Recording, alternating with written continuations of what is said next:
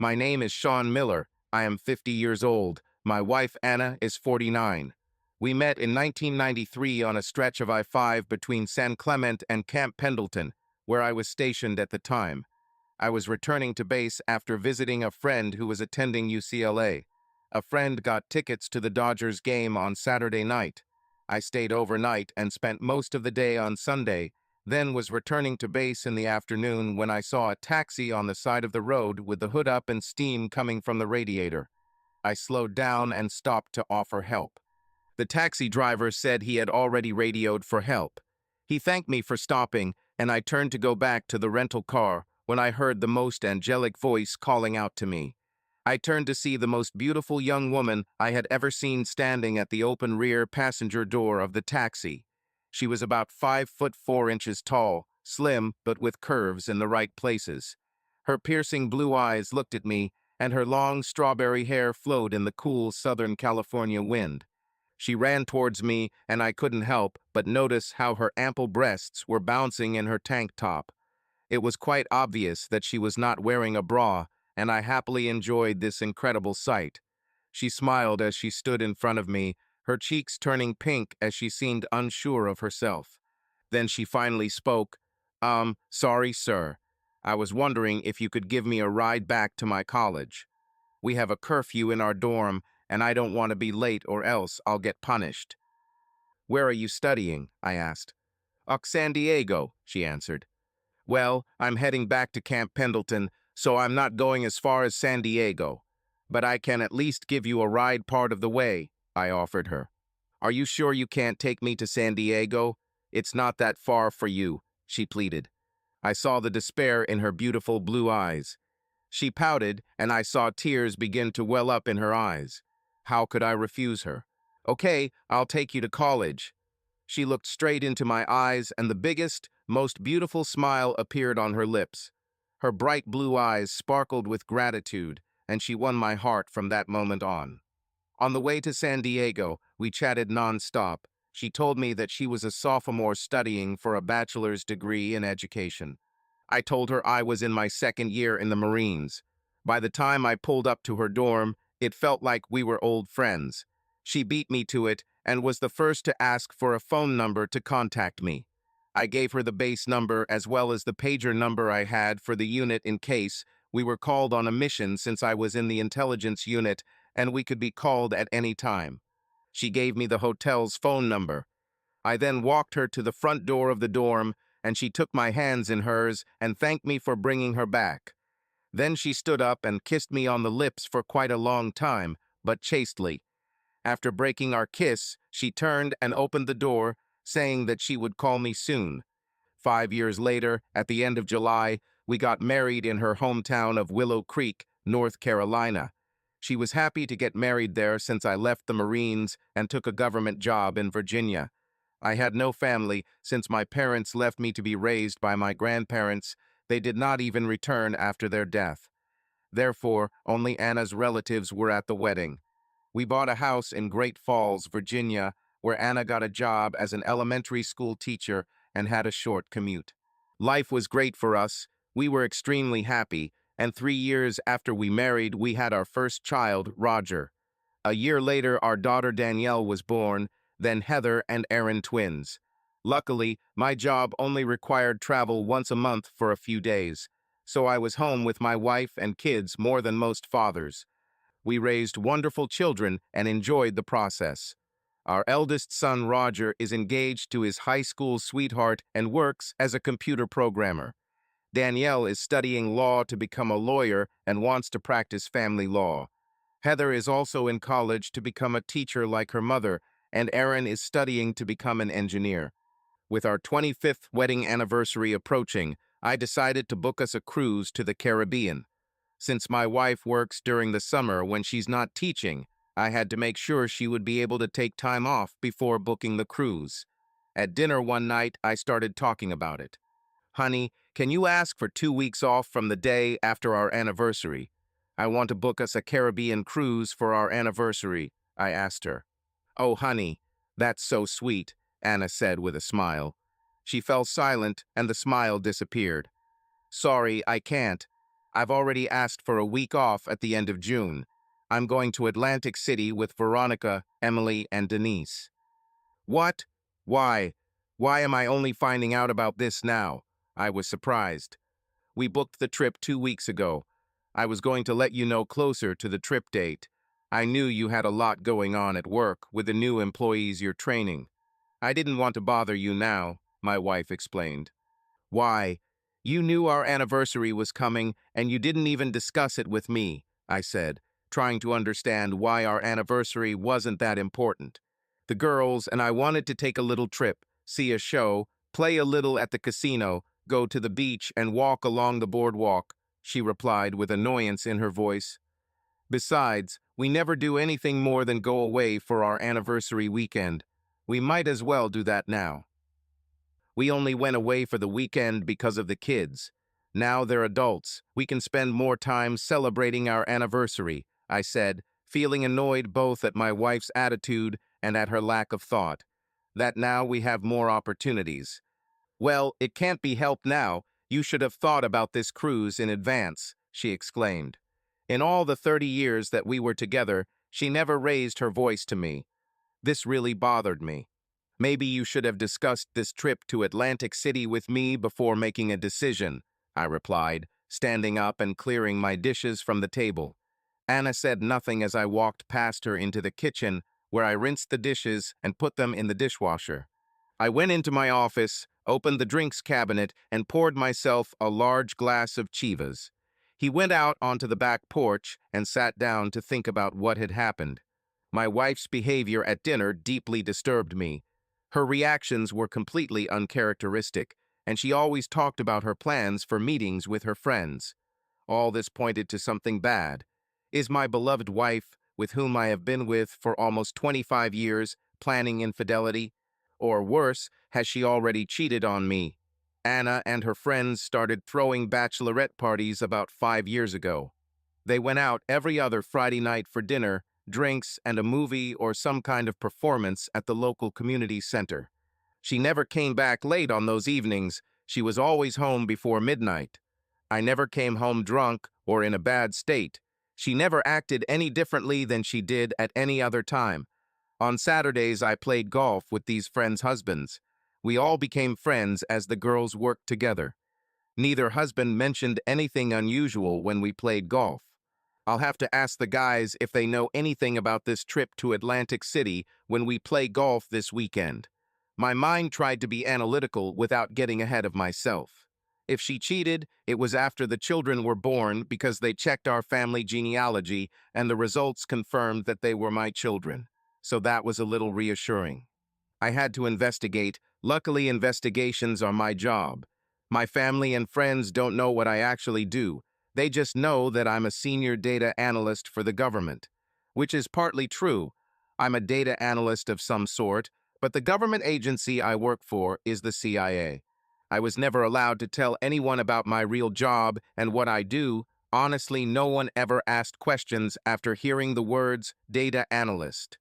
Everyone just thought I was analyzing budgets and such. No one ever thought that there were other types of data that needed to be analyzed.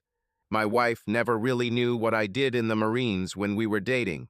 She just thought I was an ordinary soldier, when in fact I was a sniper, tracker, and analyst in an intelligence unit. My intelligence unit was one of the few that carried out black ops with the CIA, so I was recruited when my time in the Marines ended.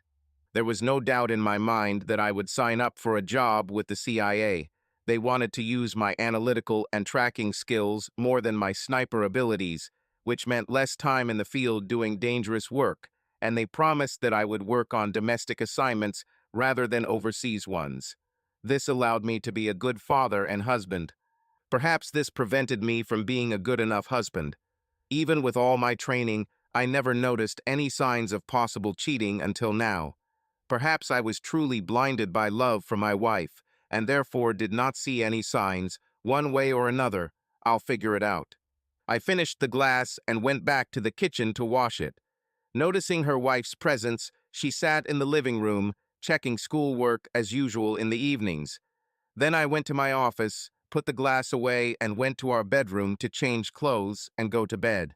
As I changed my clothes, I decided that tonight I would sleep on the sofa in the office. I couldn't get rid of my feelings enough to remain completely rational around my wife. So I took a change of clothes for tomorrow's workday, a pillow, and went to my office. I locked the office door behind me, unfolded the couch, set the alarm on my phone, and put it on charge. Sleep did not come quickly, especially when Anna went to bed and discovered that I was not there. She knocked on the office door and screamed that I was not sleeping in our bed. I just ignored her. She eventually gave up, and at some point I fell asleep. 5 a.m. came too early. Luckily, lack of sleep was something I was used to in the Marine Corps, so it was more of an inconvenience than a problem. I used the downstairs bathroom to wash my face and avoided going upstairs so as not to wake my wife. I made myself a regular cup of black tea, skipped breakfast, and headed to work before Anna got up. My usual 20-minute commute took about half the time since I left earlier than usual, but I didn't complain since it gave me more time to prepare for the new investigation. I arrived at work a little before 6:30 a.m., a full hour before anyone usually showed up. Once I was settled in my office and my computer had completed its startup procedures, I sent an email to my department head. I asked him to let me know when I could have a meeting with him today, as I had a serious personal issue that needed to be discussed. After hitting the submit button, I began to make a list of everything needed to conduct the investigation. While making the list, I received a text message from my wife telling me that she didn't like the way I acted the night before and that she felt my refusal to sleep with her was disrespectful. I laughed when I received this message, followed by another that we would discuss this later in the evening. I decided not to answer and went back to my list. It wasn't long after 7:30 and when my work phone rang. "Sean Miller is listening," I replied, knowing full well who would be on the other end. "Yes, sir. I'll be there in a few minutes." When logging out of a computer, what should be a common practice for anyone before leaving the workplace? For us at the CIA, this was a mandatory policy to prevent data theft. I walked out of the office, closed and locked the door, catching the attention of my team sitting at rows of desks positioned so they faced each other, but also allowing them to observe each other. I had a team that I put together to work efficiently and support each other. Each team member complimented the others in their dedication and commitment to each other, to me, and to the CIA. There is no other team I would rather be in the thick of it with than these men and women. "Early at work, boss. Anything important?" asked Mark, the oldest member of my team. "That remains to be seen," I replied. "I'll be back in a while." Knowing not to ask any further questions, they returned to work. I left our premises and walked down the corridor to the office of James Loring, the head of our division. Opening the door to his office, I was greeted by his secretary, Mary. "Good morning, Agent Miller. You may come right through." "Good morning, Mary," I replied, walking past her and entering my boss's office. "Good morning, Sean. Have a seat," my boss said, pointing to the chair in front of his desk. "Good morning, Jim," I replied, sitting down. He closed his laptop, pushed it aside on the table, folded his hands, and rested his chin on them. "I'm guessing this isn't going to be a pleasant conversation," Jim said. "What's happening?" I froze, feeling that if I didn't say anything, it wouldn't become real, and when I did, my world would completely collapse. Apparently, my pause was too long because my boss cleared his throat to get my attention. "Sorry, Jim. This is complicated for many reasons. I think Anna is cheating on me or is going to cheat on me," I said. Relaying this information to my boss was almost therapeutic, and I felt a weight lifted off my shoulders. "I see," the chief said, shaking his head slightly. "Tell me everything you know so far." Over the next half hour, I told my boss about the events of the previous night. All my thoughts are about how and when something could happen or has already happened. Jim processed the information I gave him as any CIA executive would, but he did it in a more friendly manner. I worked on his team when I first started here, so he knew me as much as I knew him. We spent a lot of time together on missions, and you could say that he was my best friend, although we rarely saw each other outside of work, since in our work it is better. First of all, Sean, I hope Anna isn't cheating on you, Jim said sincerely. However, this needs to be fully investigated, if only because your wife may be compromised. If for any reason a foreign government suspects your real work and uses your wife, this could lead to information being leaked. I understand. That's why I came to you so early. I need to conduct an investigation. I've already started planning. I offered in the hope that he would allow me to take the lead. Sean, you know you can't participate in this investigation. It's standard protocol, Jim noted. I felt disappointed. My posture slackened in defeat. The boss clearly noticed. I don't know if that was the real reason for his next decision, and I don't care. However, you and your team are the best investigators we have. So I'm making an exception. Don't make me regret it. I won't force you. I'll keep you informed every step of the way, Jim. As soon as I know something, you'll know it, I stated with utmost confidence. Okay, you have all of our resources at your team's disposal. Hand over all of your team's current assignments to Drake's team, the boss said with an authoritative tone. Got it, I replied and left. It was a little after 8 a.m. when I returned to our team room. All team members stopped and turned their attention to me. I closed the door behind me, went to the coffee pot, poured myself some coffee, added sugar and cream. Turning to face the team, leaning against the counter, I took a sip of my coffee, letting the warmth and caffeine take over me. It was going to be a long few months. Taking another sip, I cleared my throat. Stop work, pack everything up, and organize it for transfer. When everything is ready, hand everything over to Drake's team and brief them on the status. Then join me in the office for a briefing on the next mission, I commanded. Yes, boss, the team responded in unison. They quickly ignored me and began to work, and I went into the office, sat down, and continued to draw up a plan to investigate the possible infidelity of my wife. Working on a plan and making lists helped me stay focused and in a workable state. Pity, contempt, anger, and doubt disappeared. I was completely focused on work and treated it like any other task, detached from family life as always. While working, I lost track of time, until a knock on the office door broke me out of my trance. I looked at the clock on the wall. It was already 11:25 a.m. Come in, I said loudly. The door opened and the team entered. Sit down and let's begin, I declared. Two sat on chairs in front of my table. The rest took chairs against the wall and placed them next to each other. All four had legal pads and were ready to take notes. What do we have, boss? Mark asked. We have an agent whose wife may be cheating on him or is about to cheat on him, which could compromise the agent and the company. We are tasked with fully investigating this and making sure that cheating has occurred, is happening, or is about to happen, and check on everyone involved. We must find out if there is the participation of enemy foreign or domestic elements, I informed the team. So who is this poor cuckold whose wife is cheating on him? Mark asked. It's me, I answered without hesitation. I should be angry about being called a cuckold. I should be angry about the whole situation. But the last 3 emotionless hours have made me realize that withdrawing from family life and focusing on work is the only way to get through this. Damn, sorry, boss, Mark apologized. I did not want. Enough, I shouted, interrupting him. Don't you dare apologize. Everyone else thought the same thing. It may or may not be true, but it doesn't change the fact that we're tasked with finding out all of this. We're following standard protocol for a situation like this. Mark and Justin, you gather everything you need to bug my house. Microphones, cameras, everything. Load everything into the electric van. You both will be electricians checking faulty switches in case my neighbors get nosy. Bring flash drives to hack and clone my wife's laptop and phone. Sharon and Mike, I have a list of all her friends that she goes out with for bachelorette parties. Their husbands are also on the list. Start checking them out.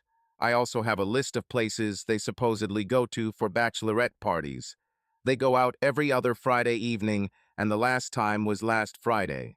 Check for security cameras in and around these areas. See what you can find. Check social media to see if other visitors have taken photos and accidentally captured the subjects and associates in the background in compromising acts. Check all bank accounts, credit cards, and anything else that might provide information about the target's activities. You know what to look for. The target and her friends all work at the same school. Check for the possibility of romantic connections there. They're planning a trip to Atlantic City the last week of June. Check it out, see what you can find, and I'll try to get a rough itinerary from my wife. Mark and Justin, let me know as soon as you're ready so I can leave and be home a little before you arrive. Once you're done with the house, come back here and prepare to bug the school and conduct reconnaissance there. Plant bugs in all the rooms where teaches the object and her friends, as well as in the staff room. So, team, let's get to work, I commanded, and they quickly left the office. I went back to making a list and realized that I would need micro cameras and listening devices to have with me. I'll ask about my wife and her friends, and these devices will make it easier. I went to the supply department, where Mark and Justin were gathering supplies. When I arrived, they simply nodded in acknowledgement and continued collecting. I took a dozen pens, a ring, and a keychain that acted as audio recording devices. I also took a lapel pin and a pair of non-prescription glasses that recorded video. When I finished, I told Mark and Justin that I was heading home, and they could come over when they were ready. I arrived home a little before 1 o'clock in the afternoon. Mark and Justin arrived in the electric van in about 20 minutes, which gave us plenty of time to audition the house since the wife was at school until 4 in the afternoon. After Mark and Justin left, I went into the bedroom and changed clothes. We'll have to forget about modesty for the next 3 months, as we've installed cameras and microphones in every room of the house. An hour before my wife arrived, I went to the store to buy ingredients for dinner. After shopping, I immediately returned home and began preparing the obligatory "I screwed up and I'm sorry" dinner for my wife so as not to arouse suspicion. The smell of baked swordfish and scallops in a creamy lemon garlic sauce wafted through the house. I knew I had made the right choice when the door to the garage slammed, but the door to the veranda did not. The smell of his wife's favorite dish was enough to calm the raging beast. The question was, would this be enough to keep him? I was surprised to see her walk into the kitchen with a smile on her face. She came up to me, hugged, and kissed me. "You're making my favorite dish," my wife whispered in my ear. I hugged her and pulled her away, keeping my hands on her shoulders. "Sorry for driving yourself last night, darling. I got angry because I wanted to do something special for you on our anniversary. I never thought you were already planning to use your free time." "It's okay, honey. I was confused too, and I should have told you about the trip to Atlantic City sooner. So I'm also to blame for last night." Anna replied with a sparkle in her eyes and a grin that meant I was going to be lucky today. Normally, I would like to have sex with my wife, but now I may not have sex with a faithful wife. I'm not sure how I can survive sex with her. I definitely needed to put on a show, but I'm not sure if I could make it up to the stage below. I didn't have any problems before, but if I have them now, my wife might think something is wrong. "Darling, dinner will be ready in only half an hour. Why not go upstairs and change into something more comfortable? Your feet must hurt because you stand on the hard floor at school all day." I suggested it to my wife. "Oh yeah, wait, great idea. My legs hurt a little," my wife agreed. Then she quickly kissed me and walked up the stairs. I quickly grabbed the phone and called. "Mark, I need you to get me some Viagra and come to my house as soon as possible. Meet me at the front door of my garage. I'll come out to meet you as soon as I get a chance." I ordered my senior team member. I hung up the phone, thinking that tomorrow morning there would definitely be a conversation about the coffee maker in the office. At this point, I had no choice. I needed to get chemical help from the editing bay this evening. We have always had a healthy sex life. Of course, it's now down to 2 or 3 nights a week, but after all these years, we were still doing it pretty regularly. About half an hour later, we sat down to dinner, and I served my wife a nice Merlot to go with her meal. I was not a wine drinker and drank water with lemon, not wanting to mix alcohol with Viagra. Fortunately, Anna was not focused on the fact that I was drinking and did not think about it. Instead, she talked about her day at school and some of the ridiculous things her kids did. We talked about normal things like what projects needed to be done around the house and how we would need to stock up on food soon when the twins came home for summer break. Finally, we finished eating and I started clearing the table. As I leaned over my wife from behind to grab her plate, she wrapped her arms around my neck and whispered in my ear, "Would you like to join me upstairs and have some fun? I'll wear something sexy for you." Hmm. How could I refuse such a wonderful invitation from a gorgeous young lady? I whispered back to her. She giggled like a schoolgirl. "Let me clean up quickly and I'll be up as soon as I can." I then kissed her and lightly reached out, squeezing her right breast. After I took her plate, she stood up and walked out of the dining room, adding even more pomp to the sway of her hips. At 49 years old, she still had a surprisingly firm ass. After making sure she was in our bedroom, I rushed to the garage completely quietly. Mark was waiting and quickly handed me the packet I asked for. I returned to the kitchen, finished cleaning, and installed the dishwasher. I then hid the box in a fake book on my bookshelf and went upstairs to our bedroom. We had very passionate sex several times. Then I went to the shower to clean myself up. I carefully took her phone and went downstairs, took the school laptop out of her bag, and returned to the office. As I sat down in the leather chair, I realized that I was still naked. Well, there's no time to think about it. I turned on her laptop and connected the flash drive to the connector. The flash drive began to crack the laptop password. While the flash drive was working, I connected my wife's phone to the work one and began the cloning process. Once her devices were opened and all the data had been copied, I took a couple of writing pens and put one in her bag and the other in her school bag. Returning to the office, I saw that the laptop and phone had been hacked and cloned. Having replaced the flash drive with another one, I installed spyware that cannot be detected by any antivirus. Now, when the laptop connects to the internet, all new data will be sent to the cloud for our access. While the flash drive was working, I downloaded a Ghost application onto my phone. It was embedded into any frequently used application, becoming invisible. This application worked like spyware installed on a laptop. In a few minutes, everything was ready. I put the flash drive with the laptop data and the cloned phone in my suitcase. After returning the laptop to my school bag, I went into the bedroom and plugged my phone into the charger. Then he turned off the light in the room.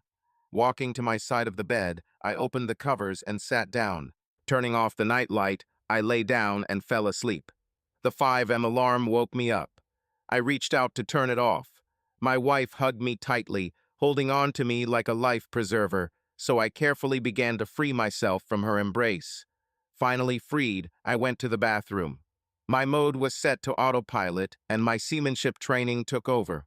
After 15 minutes in the bathroom, I was ready shaved, went to the toilet, showered, and was clean. At 5:30 am I was dressed. My suitcase was on the kitchen table, and I had already put on water for tea and turned on the coffee maker so that the coffee would be ready when Anna woke up. After last night, I decided to make a pretty filling breakfast. After grabbing everything I needed from the fridge and pantry, I started making some country omelets, toast, and chopped fruit. Just as I finished laying out breakfast on the table, my wife came into the kitchen, limping like a cowboy after a long ride and looking a little worse for wear. "Sit down, I'll get you some coffee," I suggested to Anna. She said nothing and walked to her seat and sat down. I brought her coffee and a glass of orange juice, placing them next to her breakfast. She kissed me on the cheek. "Thanks for cleaning up after me last night," she said as I straightened up. "You've really worn me out." "I was on a roll yesterday," I chuckled. "Thanks for breakfast this morning," added the wife.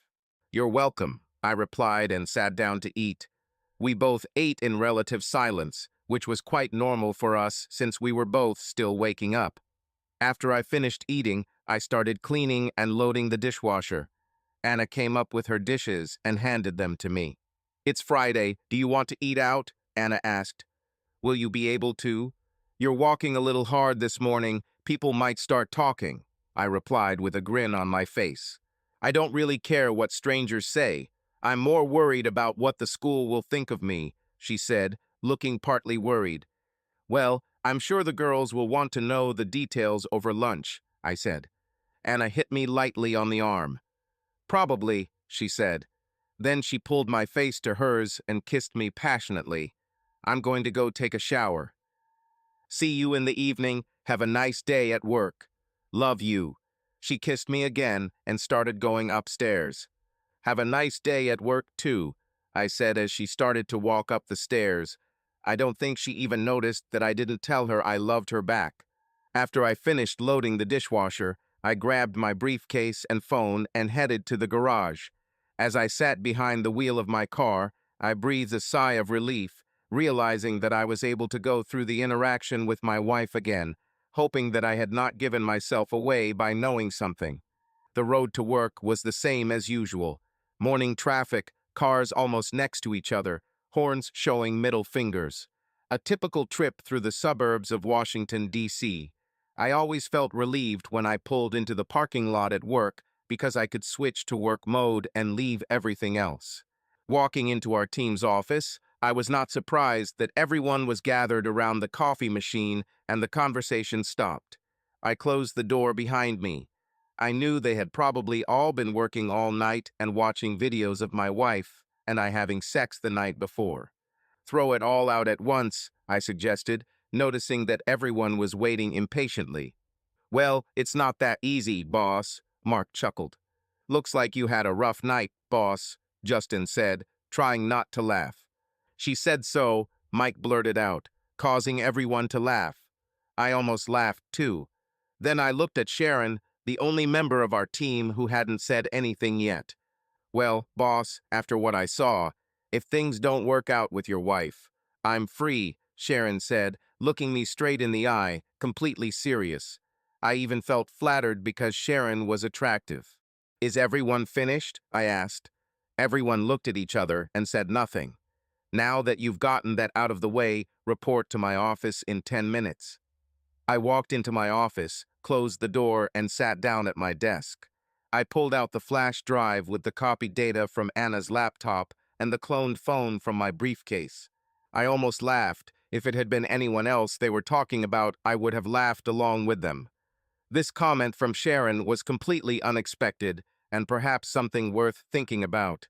I took a few minutes to collect my thoughts while my computer booted up. A few minutes later, my team walked into my office. Sharon walked over to the 72-inch screen on the wall and turned it on so the team could stream information from their tablets for everyone to see. Mark, what do you have? I asked.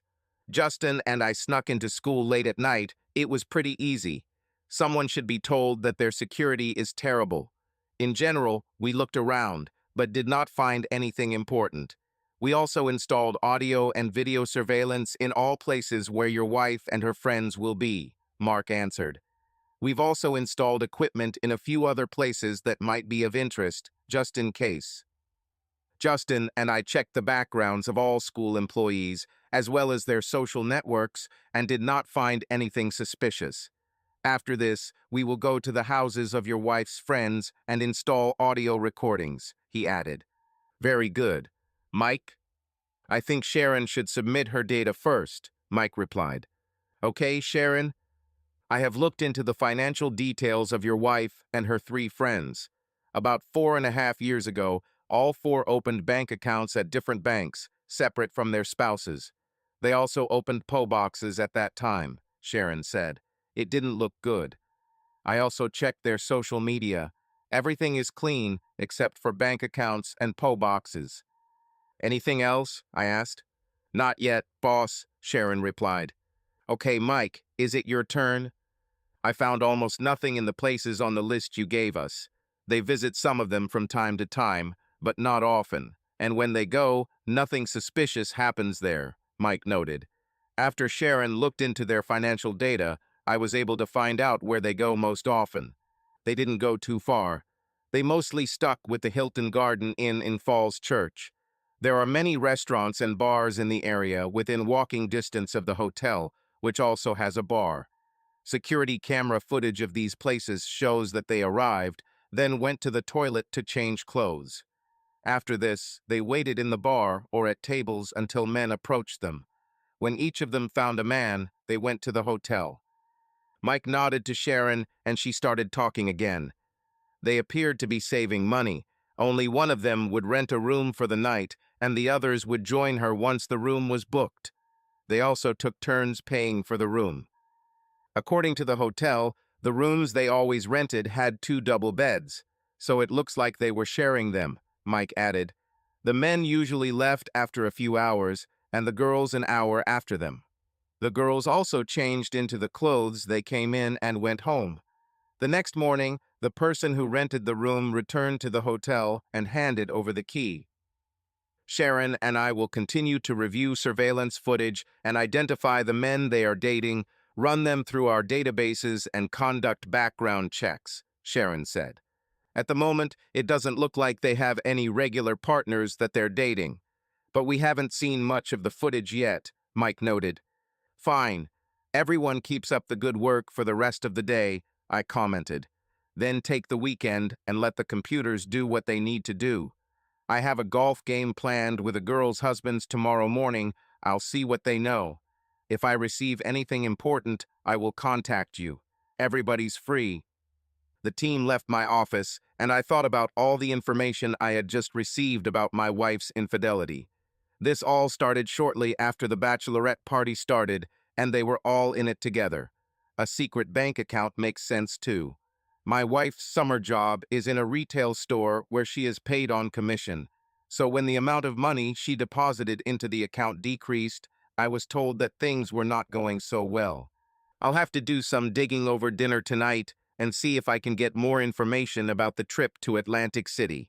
I also have a weekly golf game planned with my husband tomorrow morning. I'll ask what they know about the trip. The weekly round of golf also gave the girls a chance to turn in their hotel room key without attracting the attention of their husbands. They've thought this through so well, I can't help but wonder who the brains behind this operation are. I'm also sure that guys will be very interested to know that their wives cheat too. I will keep this information to myself until I am ready to reveal it. My day continued as usual after I accepted the facts as they were. I compartmentalized my wife's infidelity and moved on. I told my boss what we had found so far and promised to keep him updated on any further developments. He said that although he believed there was no interference from other countries or criminal organizations, to continue the investigation until I was satisfied both personally and professionally. I appreciated that he gave me the leeway to continue the investigation, even if it was mostly for personal reasons at this point. I'm sure he took into account that Virginia is a fault-based divorce state, so the more evidence I had of infidelity, the better the outcome for me in the divorce. Soon it was time to go home and meet my lying, cheating wife for dinner. When I entered our house from the transition, I realized that I no longer loved my wife. I didn't care at all whether I found out why she cheated on me or not. I just wanted to leave the marriage with the best outcome for me. Until then, all I had to do was continue to act like the loving husband I was until 3 days ago. "Darling, I'm home," I shouted, closing the door behind me.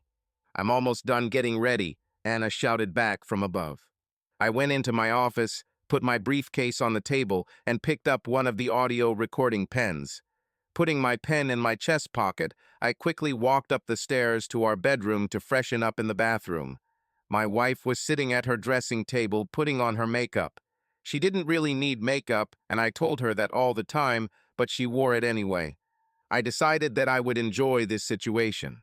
She wore a beautiful light blue dress that accentuated her breasts, showing off a little cleavage.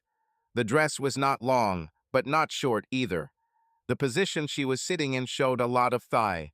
I walked up to her, leaned over, and ran my hand up the inside of her thigh. She flinched from the unexpected touch. She looked at me with eyes filled with both passion and uncertainty before she spoke again.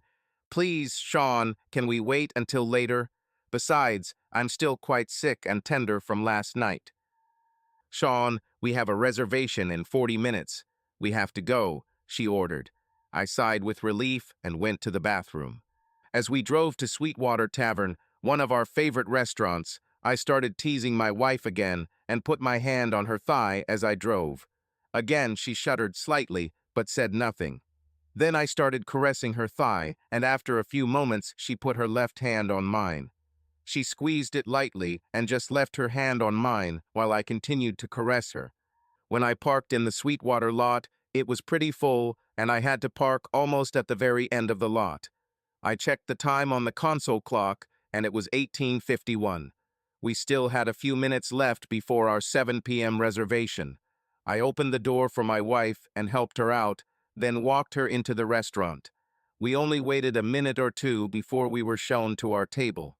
"I hope you're happy with the booth," the hostess asked, offering us a booth at the end of the booths along the far wall.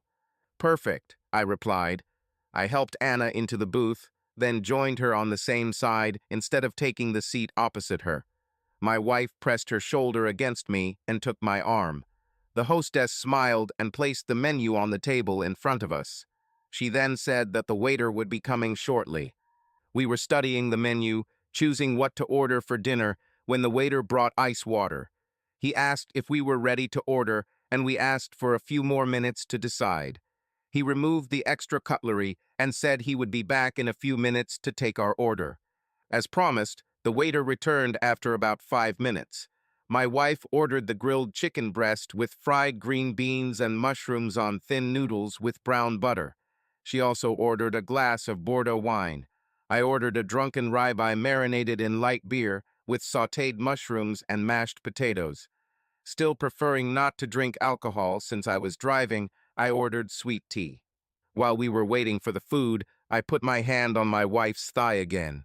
She did not flinch, however. She hugged my right arm and laid her head on my shoulder. I took this as a sign of satisfaction and lightly caressed the inside of her thigh.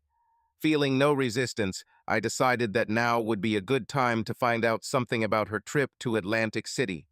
"Honey," I said loud enough for her to hear me over the other customers' conversations and the soft music. "Yes, my love," she babbled in my ear.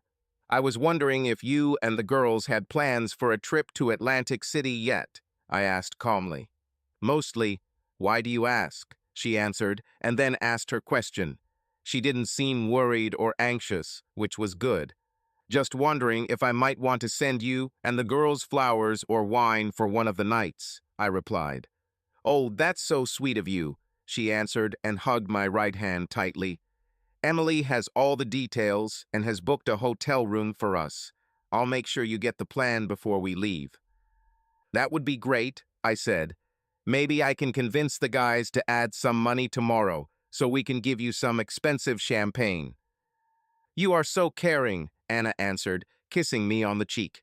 Deciding not to press the issue after learning that Emily had booked a hotel, I knew where to start looking in Atlantic City. Now I'm back to my pleasure. Her soft, innocent moans were barely audible to me as her head rested on my shoulder.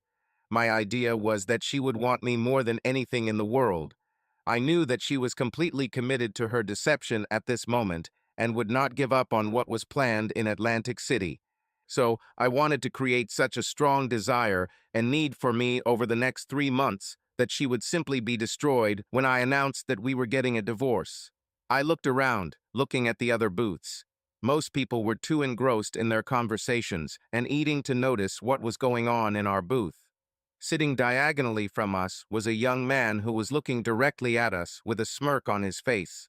I smiled and nodded my head slightly. He nodded back. I looked up and saw our waiter approaching our table with our dishes. Anna began to come to her senses. She looked into my eyes. It was so wrong, but it felt so good. She pulled my face towards hers and kissed me passionately. I answered with no less passion. None of us could finish our dinner. The portions here were very generous. While we were waiting for our leftovers to be returned with my debit card and receipt, Anna started stroking me, and to my surprise, I started to get horny without Viagra. Although I no longer loved her, it seemed that I still desired her. At 49, she was still stunningly beautiful. The waiter returned a few minutes later with our leftovers and my card. After I left the tip and signed the check, I walked out of the booth and stood up. No sooner had we left the restaurant and breathed in the fresh spring night air than Anna released her hand and put her hand down my pants. I almost dropped the bag of food. When we got to the car, I was incredibly horny and just had to have my wife. Placing the bag of leftovers on the ground, I removed her hand from my trousers. Then I turned her around so that she was facing me, lifted her dress above her waist, and pulled down her panties. Not caring about anyone around us, we had sex like teenagers, trying to make it before curfew. He started the car and drove out, heading towards the exit from the parking lot. As soon as we pulled out onto the street and started driving, I looked at my wife. The light from the street lamps showed me that her skin was glowing, and I also noticed that her dress was still gathered around her waist. Her breasts were still on display, bouncing along with the bumps in the road. I looked at the road, and soon we hit a red light. I looked at my wife's face, and she was looking at me, smiling. "Thank you," was all she said. I thought she was still in shock, but was slowly coming out of it. The light changed to green, and I started driving again. When we got home, I opened the doors to the passage and the house, then carried Anna upstairs to our bedroom. Laying her on our bed, I undressed her and cleaned her up again for the second time that night. After making sure she was covered, I went down to the garage and took the bag of leftover food from the back seat along with her panties, which I put in my coat pocket. I placed the bag of leftover food on the workbench and began cleaning the car and then the passenger seat. After about half an hour, I finished. Before heading back to the house, I put my golf clubs in the trunk of the car. I returned to the house, putting the leftover food in the refrigerator. Then I went up to our bedroom and put Anna's panties in the laundry basket. I undressed, washed my suit and trousers, and hung them up to take them to the dry cleaner. Then I washed my wife's dress and put it in the laundry basket. After quickly taking a shower, I went to bed. The next morning, I got up and got ready to play golf with the guys while our wives got ready for breakfast. Anna got up soon after and was in the shower when I was almost ready to leave. So I went into the bathroom and opened the shower door a little so I could reach in and pinch her butt. She shuddered and squeaked. "Honey, I'm going to the golf course." "Okay, honey, have a good game," she answered. I always found golf boring. The only reason I played was to maintain the status quo in our friend group. By playing with them, I was fulfilling a kind of duty. I played pretty well, but it wasn't exciting. The only part I really loved was the 19th hole, when you could have a couple of beers. I asked the guys about the trip to Atlantic City. They said they found out about it a few weeks ago and agreed that it was a shame how I found out about it. Frank suggested that we go to the casino and gamble for a week while the wives were away. I wondered if he was going to cheat on Denise and use the three of us as a cover for his escapades. I told them I thought it was time for a solo trek in the Appalachians. Everyone agreed that it sounded like something a retired Marine would do. Tony and Dave told Frank that a week-long gambling trip was too expensive for them. They eventually agreed to get together for drinks and maybe dinner one night while their wives were away. The rest of the weekend went pretty smoothly. When I arrived at the office on Monday morning, the team was already there and hard at work. I told Sharon to check Emily's finances to find out what hotel and room they would be staying in, as well as any other information that could be obtained. The first thing I did once I settled into my desk was make an appointment with the company's divorce attorney. Yes, the CIA has a full-time divorce lawyer. You wouldn't believe how common divorces are among agents, and this man was good at protecting the company as well as its agents. I then began organizing a watch for the upcoming girls' night out on Friday. It would be almost impossible to obtain a video image without knowing in advance the number in which they will be located. This was impossible, but I left this option for later in the investigation. For now, we were content with audio in the rooms and visual surveillance outside. At lunchtime, I called my oldest daughter, Danielle. I told her that since her mother and I's 25th wedding anniversary was approaching, it would be nice to have a big party. Danielle agreed, and we outlined a plan to get started. She said she would involve her siblings in this, and we would continue planning during lunch breaks so as not to raise her mother's suspicions. The next 2 months passed as expected, and nothing of national security concern emerged from our investigation, which was a small relief.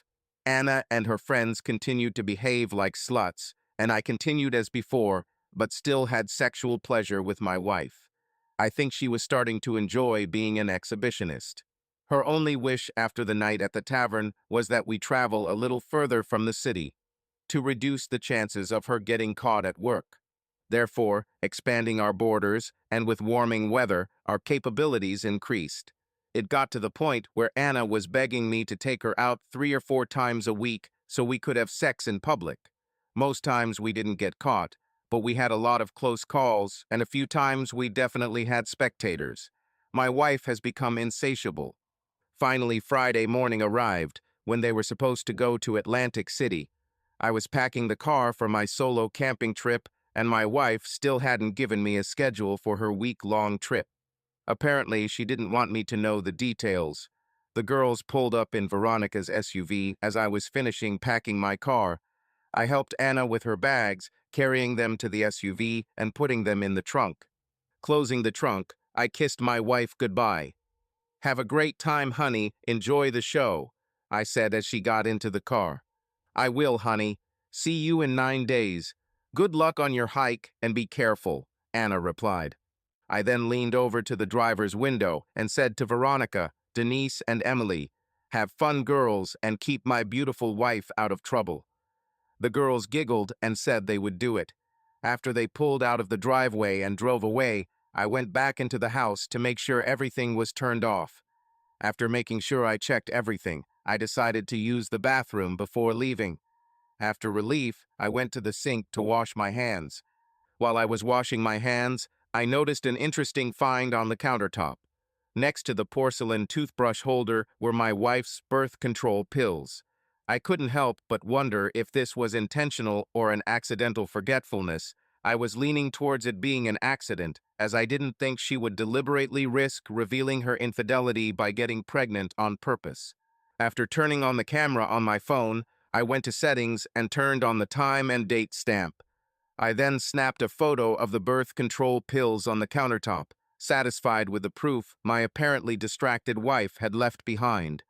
Then I locked up our house and went to work. Mike was waiting for me in the parking lot. Mark, Justin, and Sharon were already in Atlantic City and were probably preparing to bug the girls' room. I took my bag with the necessary things and threw it into the van we were going to drive. We then moved out and were on our way to further destroying my marriage. We arrived at the same hotel as the girls' Ocean Casino Resort. They chose their place well. Many bars, nightclubs, restaurants, and casinos. We booked 4 rooms, one of which was our command center. Sharon had her own room to stay while Mark, Justin, and Mike shared one room. They insisted that I have my own room because they were sure that sometimes I would need to be alone to relax.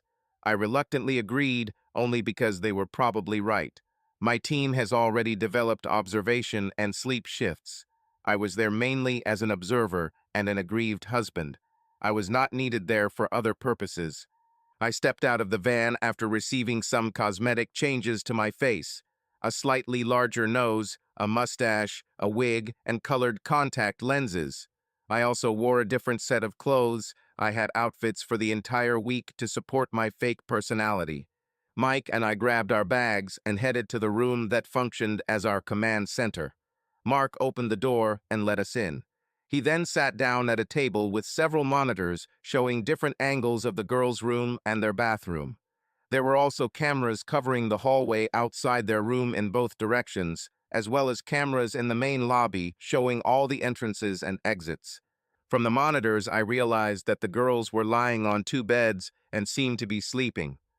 "Mark, report?" I asked, sitting down on the edge of one of the 2 beds in our command center.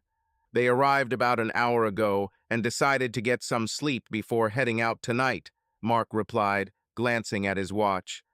"They plan to get up in about 5 hours to get ready. Sharon sleeps in her room and Justin sleeps in ours." "Any information about their plans for the evening?" I asked. "Dinner at one of the restaurants here at the hotel, and then going to one of the bars to find guys," Mark said. I looked at my watch. 5 o'clock from the current time meant it was about 7 in the evening, so they'd have a late dinner, probably around 8, and then head to the bar to find partners for the night. I was a little tired after the 4-hour drive, and if they were planning on staying out late, I needed to rest too. Okay, I'll go to my room to get some sleep. Call me when they get up. Mike, you should get some rest too. Mark, call Sharon, Justin, and Mike when the girls get up. Once they arrive, tell them everything and then rest yourself, I said, giving instructions. Got it, boss, Mark answered. He then stood up and opened a suitcase on one of the beds. He took out a small box and handed it to me. Here is your earphone and microphone. I also sent you an email to a secure address. It contains a link to the command center server so you can view the recordings on your laptop at any time. Thanks, Mark, I replied, and then walked out, heading to my room.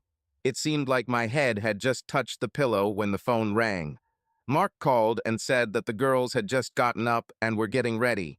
I dragged myself out of bed, used the bathroom, and reapplied my disguise, now with the untested video glasses.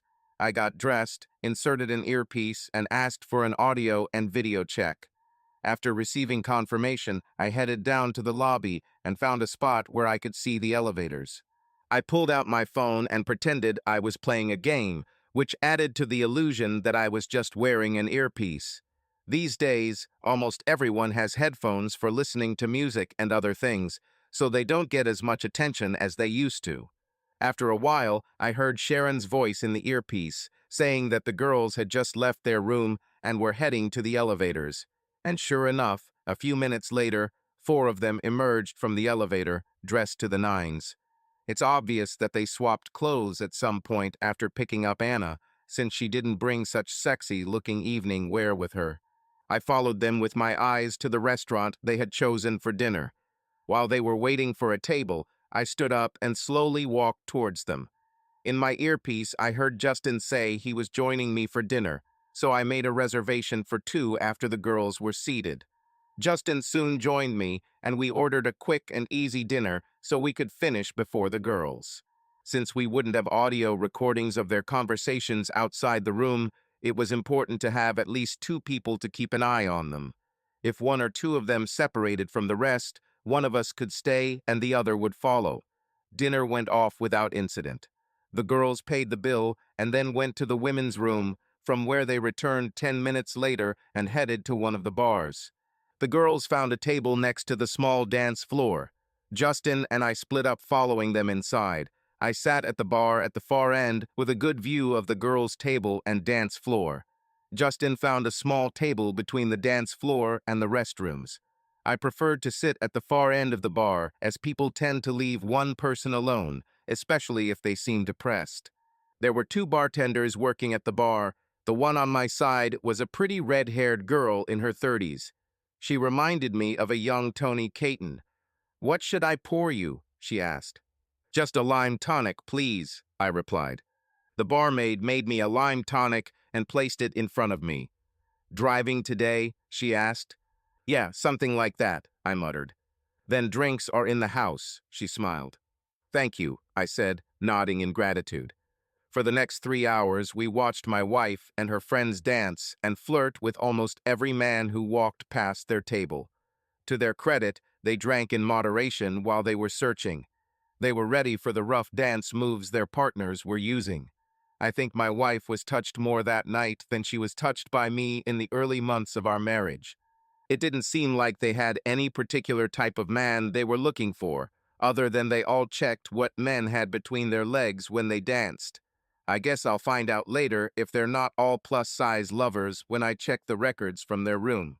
By 1 o'clock in the morning, the bar began to quiet down, and the girls had apparently decided on their partners for the night. For the next hour, they sat at their table, talking, drinking, and being affectionate towards each other. The nice barmaid brought me another lime tonic. I think it was my 5th or 6th of the evening. As things quieted down at the bar, she gravitated more and more towards me, cleaning up around.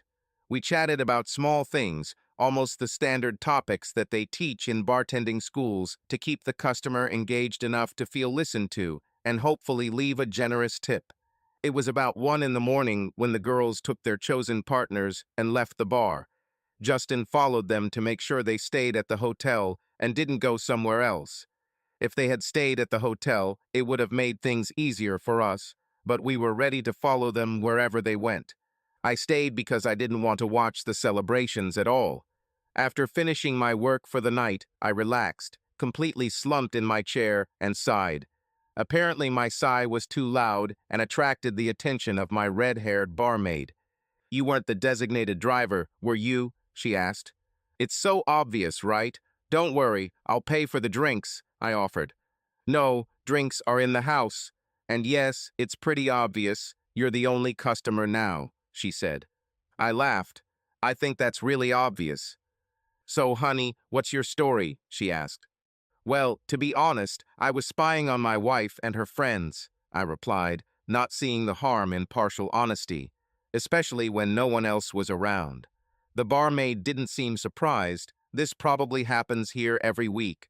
I started to feel uncomfortable in my suit. He took off his wig and then his mustache. She stood there without the slightest sign of shock on her face until I removed my prosthetic nose. I put the wig, mustache, and nose in the pockets of my sports jacket. I felt much better. "I think it must be pretty serious for an outfit like that," she commented. "Yes, my wife is cheating on me," I replied. "Those 4 women who left a few minutes ago with the men, that's them.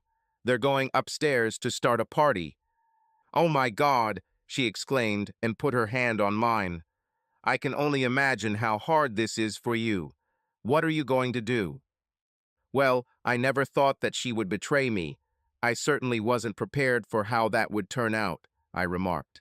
"I've already started the divorce process. I just need more solid evidence for it." "Do you want to talk about it? It might ease your mind." When she asked this, I looked into her eyes. I had not noticed her cool emerald eyes before. They were captivating, and most importantly, there was complete sincerity in her gaze. "I wouldn't want to bother you," I muttered. She squeezed my hand. "Honey, I still have 40 minutes before closing, and I've already cleaned everything up. It's okay for me to listen to you if you want to vent. My name is Michelle, but you can call me Shelley if you want." "Thank you, Shelley." "My name is Sean," I replied. I don't know why, but I found it very comforting. So for the next 30 minutes, I told her everything, excluding, of course, any information about my work for the CIA. I told her that I had hired a private investigator and that I was here this week with him to observe what my wife and her friends were doing. "So now I'm afraid to go back to my room and watch the video the detective is taking," I commented to Shelley. "Sean, if you want, I can come with you and watch this video, so you don't have to go through this alone," Shelley offered. I, I, I stuttered, speechless.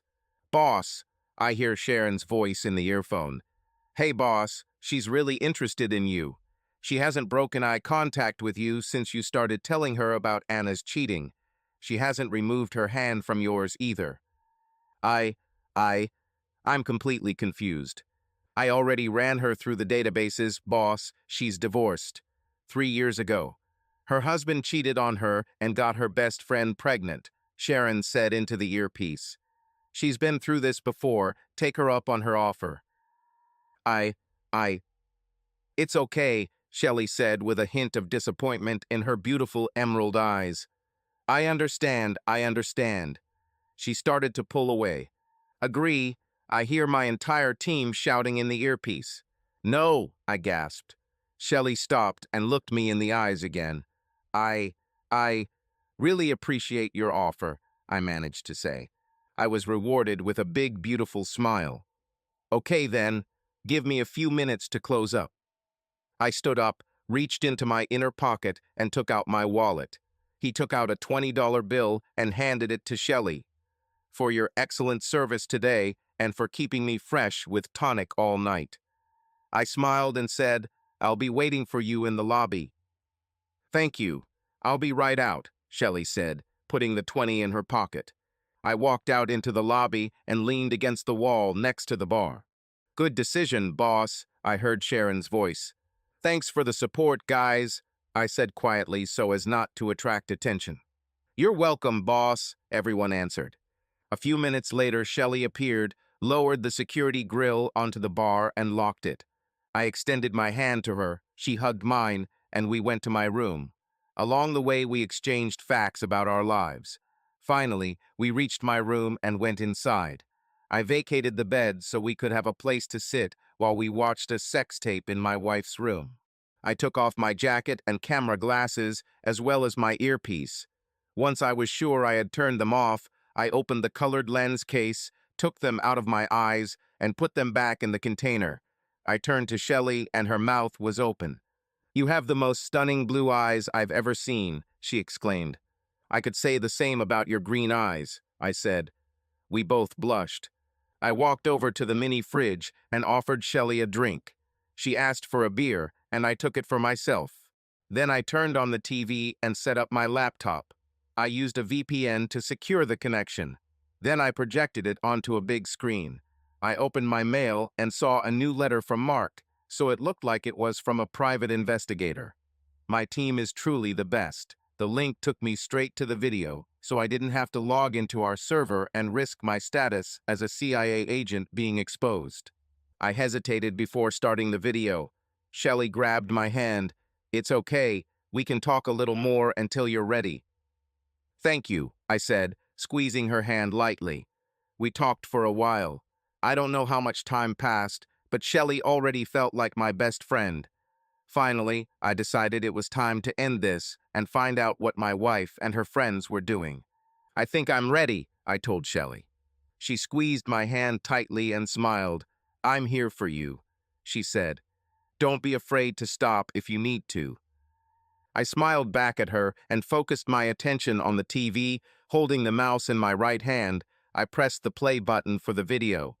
The recording began as soon as they entered the hotel room, the girls giggling as they led their bows and sat them on the edge of the two beds. "Which one is your wife?" Shelley asked. "The one in the purple dress," I answered. "Wow, she's beautiful," Shelley exclaimed. I decided not to respond to her comment. I didn't feel anything for my wife anymore. She really was beautiful, but that didn't seem like a proper confession to Shelley. Maybe it was because I was probably attracted to her and didn't want to hurt her. I couldn't tell. The girls put on a real sex show. It was obvious that my wife had a lot of practice. Their gentlemen were very persistent, groping the girls while they took off their clothes.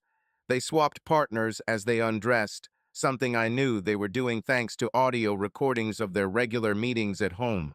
However, I never imagined my wife would be involved in something like this until now. When the girls finished undressing, they began to dismantle the men, trying to undress them as quickly as possible.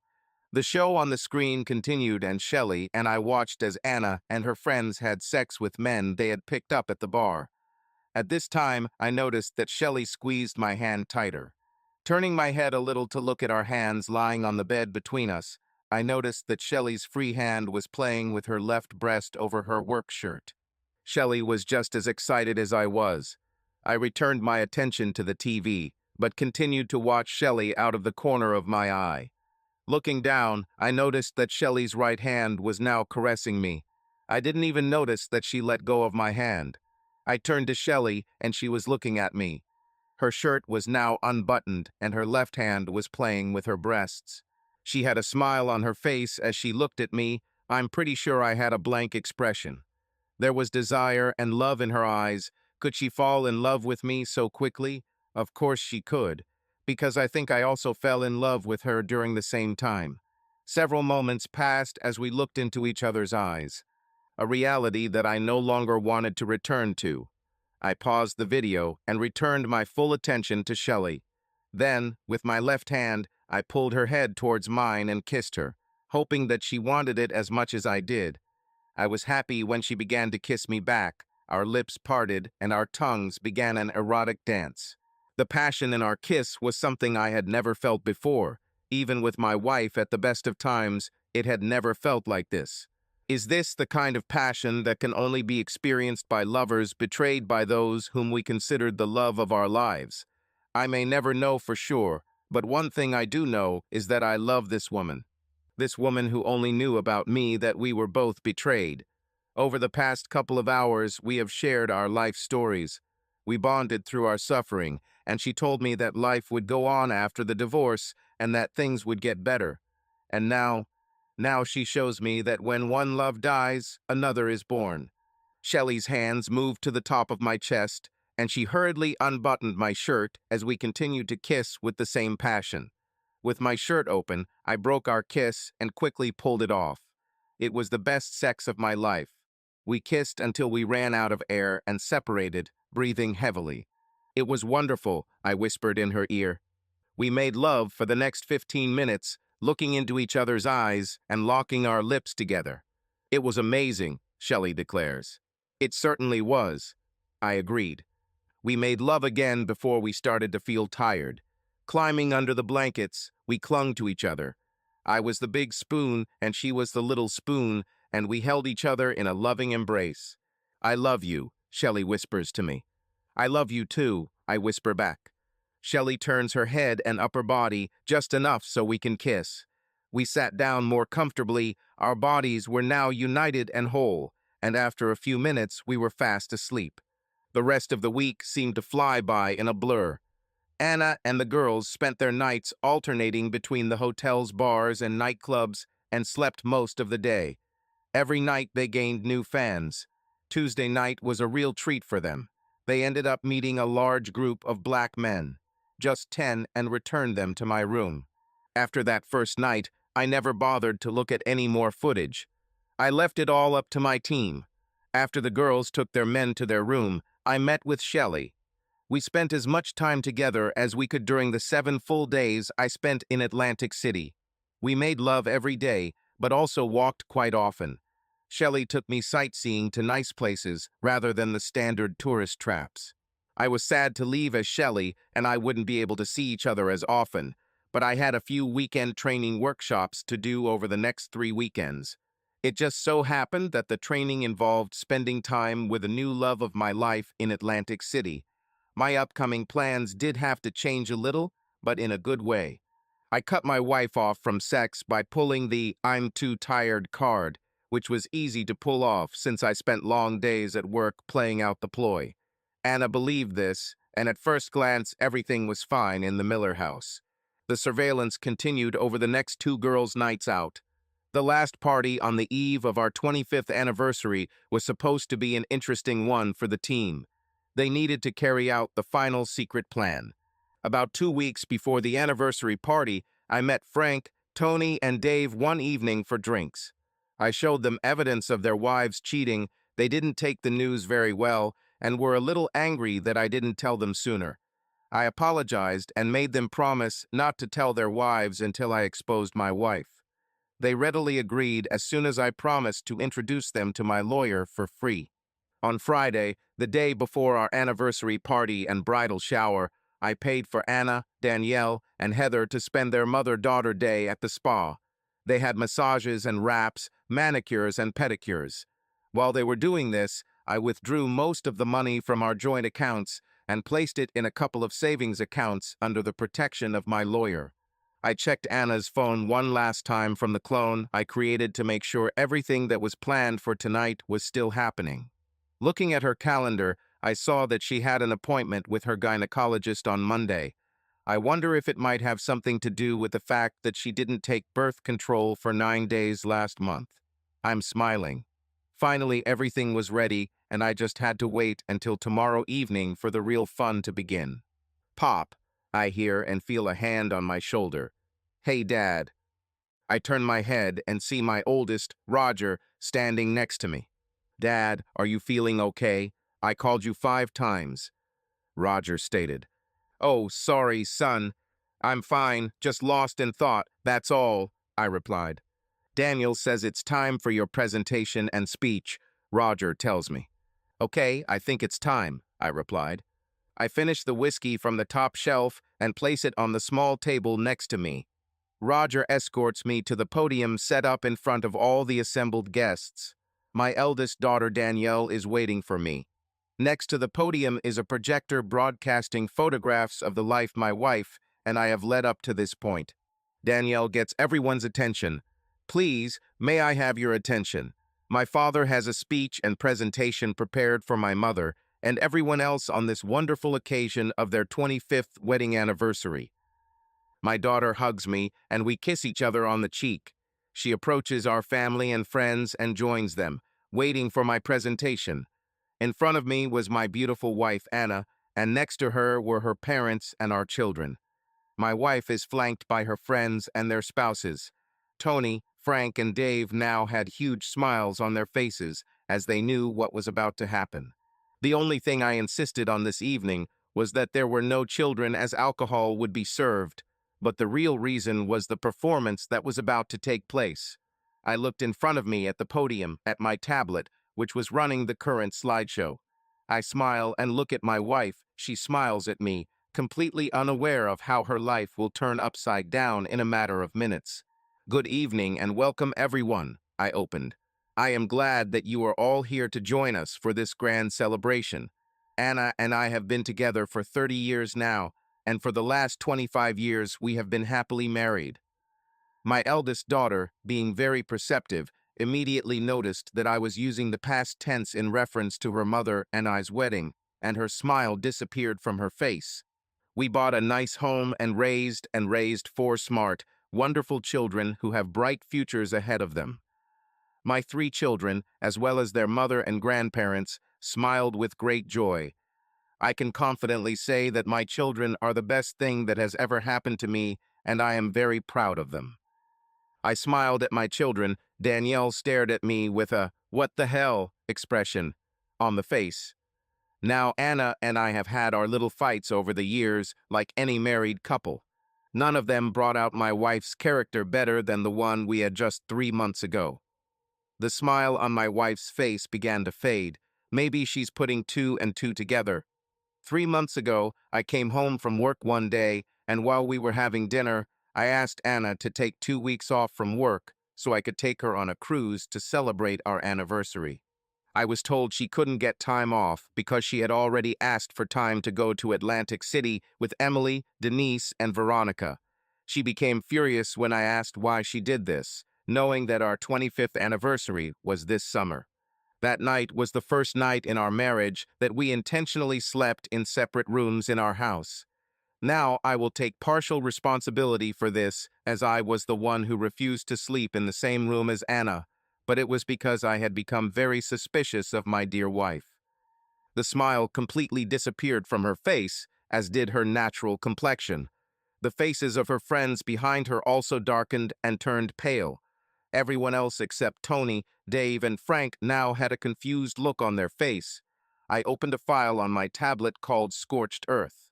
These are the greatest hits from the girls' trip to Atlantic City, courtesy of my private eye. I stated, "Nuo, my wife is screaming." I smile at her and press play. The slideshow on the wall behind me stops, and the real show begins. The room is filled with the sounds of my wife and her friends having sex with random men, which is now being broadcast on the wall. My wife falls to the floor crying. You can hear sighs from our friends and relatives. My youngest daughter is crying her eyes out as her twin brother holds her in his arms. Roger, Daniel, and Aaron look at their mother with contempt and rage in their eyes. When the cat was out of the bag and more than enough video had been shown, I stopped recording. The murmur of those present echoed throughout the hall. "Please, Sean, this only happened once. Please forgive me." My wife begged and threw her friends under the bus in a desperate attempt to forgive. They surprised me that weekend and made me do it. They made you do it? I'm asking. "Yes, Sean, I swear," Anna exclaims.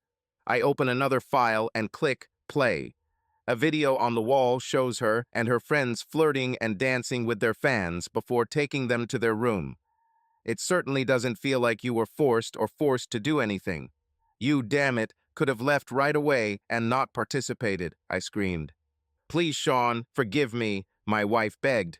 "Maybe at some point I could do that," I stated. I paused the video and opened another file called Financial Statements, which showed her secret bank account opened 4.5 years ago. "Except this has been going on since your girls' nights out started 5 years ago. Why else would you need a separate and secret bank account?" My wife's face was bright red and tears continued to flow down her cheeks. "It's over," she exclaimed between sobs. "I swear, I haven't cheated on you since the trip." "Really?" I declare. "Yes, I swear," Anna screams.